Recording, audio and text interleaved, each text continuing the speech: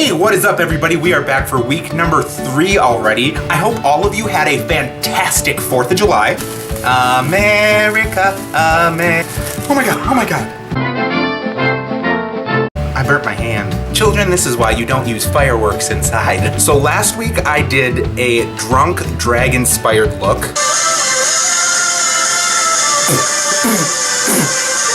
I inhaled it.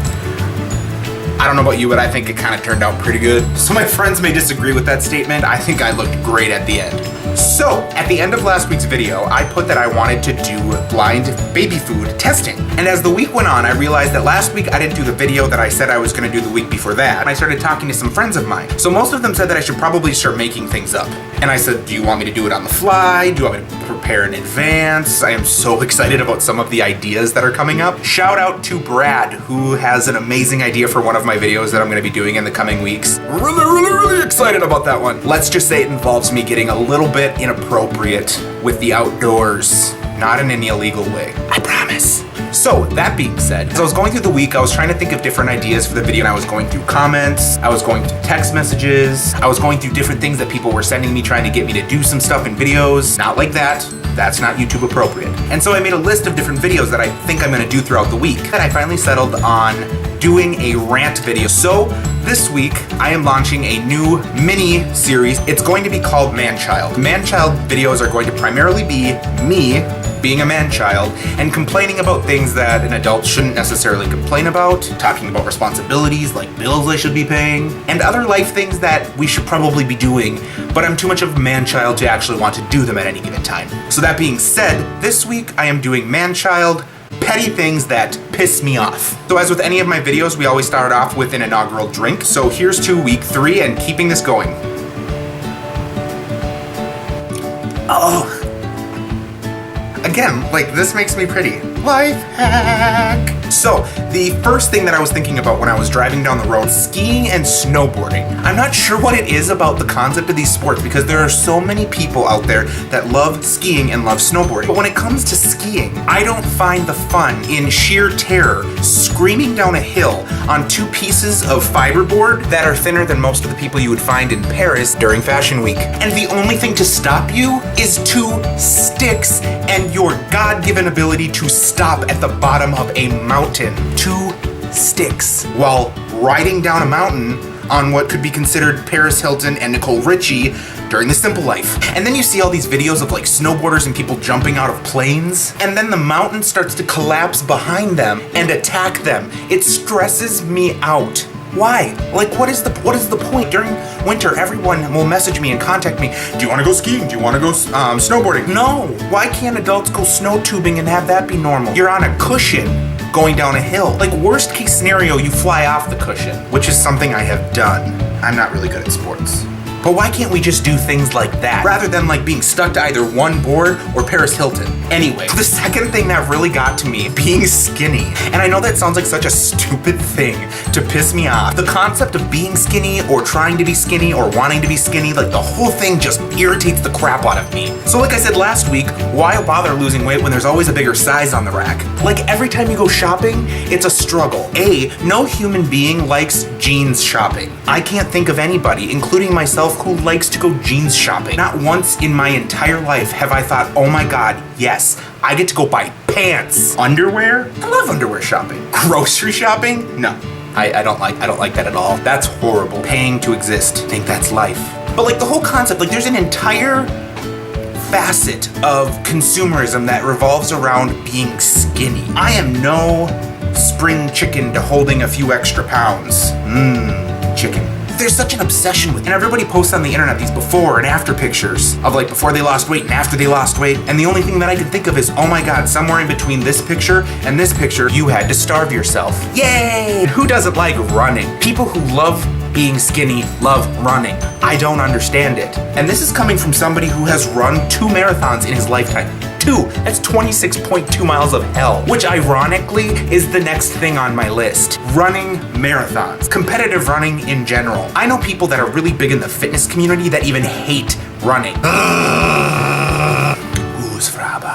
But yet here I am, training for another marathon. I'm running it next year. I'm the one doing it, and it pisses me off because in the morning there is nothing I think more. Girl, you know what we should do? We should get our cardio on and run. Let's take our instinct, our human instinct to escape things and practice all the time. I feel like we're just wasting our flight. Our adrenaline's not gonna kick in. We're not gonna be able to run away from the monster. We're not gonna be able to move our foot fast enough from the end of the bed before it grabs us. Like realistically, I think we're just like, we're overdoing it. So we should probably stop running altogether. Otherwise we're gonna be pointless when we need to run for our lives. And as I took a sip of this, I thought, I really don't like non-alcoholic drinks. Now stick with me here. I understand that some people, they like the flavor of beer and maybe they can't drink it. Maybe you're pregnant. Maybe you're like post-surgery. Maybe you're on medications. Or maybe you're a Donald Trump fan. See what I did there? But like, what is the point otherwise? And I get it if you like the flavor of really shitty beer, and like that really shitty beer gives you like a wholesome feeling. I don't understand it. I can't think of any non-alcoholic beer brands that actually are decent. Somebody made beer and took the fun out of the beer. There is literally a fun sucker at an alcohol factory. That's called a brewery. I knew that. But like this cider, this is hard cider. If it wasn't hard, do you know what it would be? I am a 2-year-old at heart. I made a penis joke. It would just be apple cider, which isn't any fun. That would be a kid's drink, which I guess for the man-child in me works perfectly, but nobody wants that. So going back to skiing, cross-country skiing, it's like skiing, but there's even less fun involved. It's just walking across the snow, but more hard. Really hard. Why not go in a sled? We had to do it in gym class in high school and it was supposed to teach us something, and I'm not even sure what it was supposed to teach us. It made me hate my gym teacher, but then I went on to become a health education specialist. I even have a certification and a license in health education. I have to get my priorities together. Hey Chub, we going down. That sounded really terrible. I meant my stomach. So I don't even know why this pisses me off, but the sport of shot put, I don't understand it, and the sport actually irritates me. If you look at other sports in track, like in the Olympics, and you look at swimming, and that's amazing, Michael Phelps. And you can, and it's exhausting sport, or you can run the mile, or you can run a marathon, which we've already discussed we don't want to do. Or you can do like a million other things, but you decide to take a tiny bowling ball and see how far you can throw it? I mean, I get the Olympics are all about like celebrating our ability to be human, but I don't get it. What purpose does the shot put serve? Someone enlighten me. If our entire existence depended on one person who knows how to do shot put really well, we're all gonna die. This next one confuses even me. Annual flowers. These are flowers that are only good for a year. You spend hours, days, weeks, months pruning and picking and taking care of these little flowers, only to have them die after a few months. That's kind of like getting a hamster. You put all of this love into this tiny thing and it just dies on you. Like, why? And I'm not even sure why that irritates me. I don't know if it's something from my childhood that an annual flower really hurt my feelings at some point. I mean, I really like plants. Anybody, you can see I have a million of them. There's something about annual flowers that just make me rage so hard. It's like you love them and they give you no love in return. Does that sound familiar? Putting all your love into something and getting nothing in return. Hey, I get love? Love me. This really pisses me off. And I don't even understand why it pisses me off, but it's people who fall for pyramid schemes. I know. Everyone's gonna throw something at me for saying this one. You have some things like Herbalife. I'm gonna die because I know a lot of people that use that. Or things like Amway. Pretty much any of those organizations that call themselves multi-level marketing. I remember watching this comedian online who was explaining these to me. And people who fall for it are like so genuinely invested. And there are some people who are successful at it, but there's this huge majority of people that never will be. And they pry on this hope and they dream. But like their big thing is that, oh, if 15 of you get 15 of your friends to join in and then their 15 get their 15, and somebody did the math, and after like 14 of those cycles, everybody on earth is going to be involved and there's going to be no one left to buy your shitty product. I think what irritates me the most is that there are some people out there that are successful at this. Not that I'm naming any names. I mean, if I wanted to get rich quick, I would just walk out onto the corner. No one's gonna buy that product. I'm referring to a lemonade stand. Get your head out of the gutter.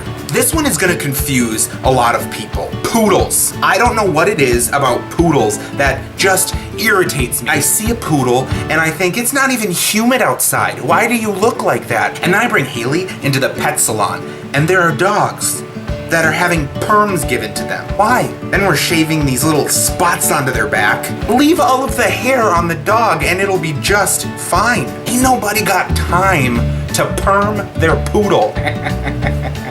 That's sad. So people who can't just simply admit that they're wrong. Now, I've probably done this before. No, I haven't. We all know me. I know a lot of things and I'm like never wrong. You're discussing like something with facts in it. Not necessarily because you're always right, but you legitimately know that what you're saying is the truth. When people, even if you spell it out for them, they're still gonna deny it. In fact, I think that there is a meme somewhere out there that like perfectly sums that up. And we all know somebody who will do this every single time. Like you'll log onto your Facebook and you'll see a notification that this person has commented on something and your stomach immediately drops because you know that we're about to get into a political argument or you're about to get in an argument over cats or whether or not their cat is better than your cat. You might not even have a cat and they're gonna say that their cat is better than your cat. They might not even have a cat, but they're still gonna debate on why their cat is better and there's nothing you can do about it. And that bothers you. That gets to you. That really, really irritates you. Okay, so that really irritates me. My therapist is gonna have a lot of work to do next week. Last but not least. Now, I don't think that this is necessarily petty of me. I cannot stand, no. I loathe customers who come into a store and think that they know more than you.